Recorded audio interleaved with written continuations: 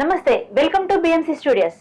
Last time మనం doctor రేఖా సాగర్ గారితో మాట్లాడి పీసీఓడికి సంబంధించి, ఇన్ఫర్టిలిటీకి సంబంధించి చాలా సమస్యలకి సమాధానాలు అయితే మేడం అడిగి తెలుసుకున్నాం కదా.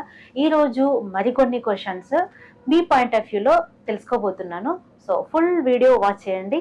మేడం నమస్తే. నమస్తే స్నేహ. ఎలా ఉన్నారు? Yeah I'm fine. Welcome back. Thank you ma'am. And ఈ రోజు చాలా క్వశ్చన్స్ మీ ముందైతే పెట్టబోతున్నాను.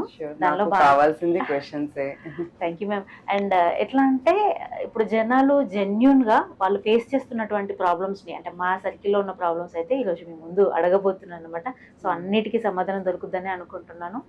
చాలా మంది పబ్లిక్ చెప్పుకోలేని సమస్యల్ని కూడా ఈ రోజు అడగాలనుకుంటున్నాను. అంటే ఇంట్లో కూడా డిస్కస్ చేయలేనివి, బయట మాట్లాడడానికి భయపడే సమస్యలన్నీ కూడా ఈ రోజు కొన్ని, అంటే ఒక్కోసారి మా క్యాబిన్ లో కూడా చెప్పకపోవచ్చు, వాటి గురించి డిస్కస్ చేస్తే బెటర్, వాళ్ళకి కూడా దీని గురించి అవగాహన వస్తుంది. Yes ma'am.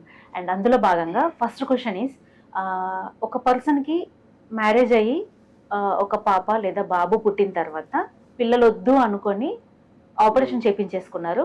దాని తర్వాత మళ్ళీ కావాలి అని కొన్ని ఇయర్స్ కి బ్లాక్ ఉన్న ట్యూబ్ ని తీసేయాలి అని చెప్పి పిల్లలు కావాలి అని అనుకుంటున్నారు. అసలు అది పాసిబుల్ అవుతుందా? మళ్ళీ పుట్టే అవకాశం ఉంటుందంటారా? అంటే పిల్లలు కావాలనే కాదు, ఒక్కొక్కసారి కోర్స్లో ఏమవుతుందంటే ఒక బేబీకి ఏదన్నా అంటే ఫీవర్ వచ్చి కానీ ఇంకేదన్నా అంటే సివియర్ డిజీజ్ వచ్చి కానీ చనిపోవడం కూడా జరుగుతుంది. సో వాళ్ళు అప్పుడు ట్యూబెక్టమీకి రొటీన్ గా మా దగ్గరకు వస్తుంటారు. ఆల్రెడీ ట్యూబెక్టమీ అయిపోయిన తర్వాత, అంటే ట్యూబెక్టమీ అంటే పిల్లలు కాని ఆపరేషన్ అయిపోయిన తర్వాత మళ్ళీ పిల్లలు కావాలని, ఇంకా అప్పుడుకి వాళ్ళు ఏం చేయలేని పొజిషన్, ఒక్కరే ఉంటారు, లేకపోతే ఒక్క బేబీ ఉన్నప్పుడు కూడా ఇలాంటిది రిస్క్ ఇంకెక్కువ అవుతుంది. సో అప్పుడు వస్తుంటారు. సో అది ఒకటి రివర్సల్ అంటారు, అంటే రివర్సల్ ఆఫ్ ట్యూబెక్టమీ, రీకెనలైజేషన్ అనే ఆపరేషన్ ఉంటుంది.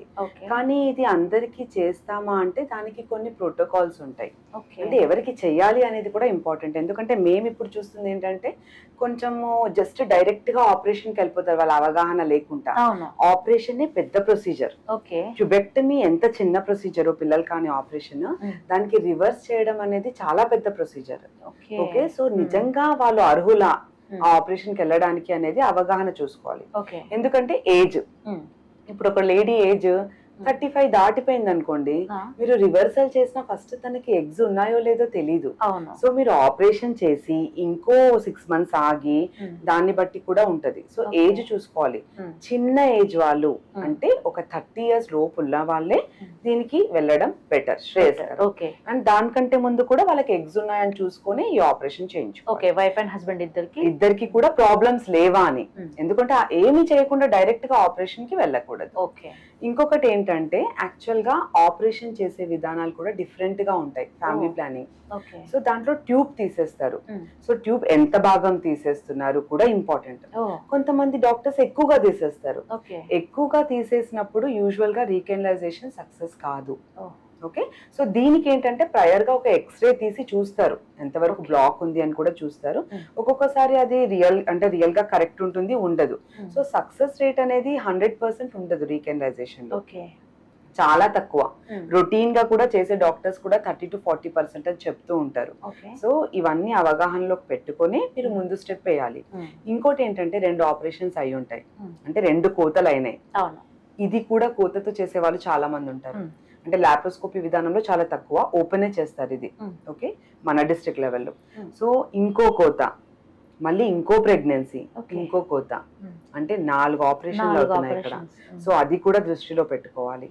ఇప్పుడు వచ్చిన అడ్వాన్స్డ్ విధానాల్లో నేను చేసేది IVF. ట్యూబెక్టమీ అయిపోయిన తర్వాత కూడా IVF అనేది ఒక లేడీకి సాధ్యమవుతుంది.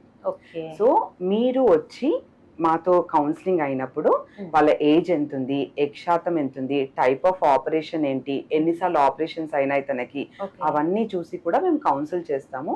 అండ్ ఇప్పుడున్న సిచ్యువేషన్స్ లో చాలా మంది రీకెనలైజేషన్ కంటే కూడా IVF కి మొగ్గు చూపుతున్నారు వీటి వల్ల. అంటే నంబర్ ఆఫ్ ఆపరేషన్స్ ఎక్కువ అవుతుంది కాబట్టి IVF లో సక్సెస్ ఎక్కువగా ఉంటుంది.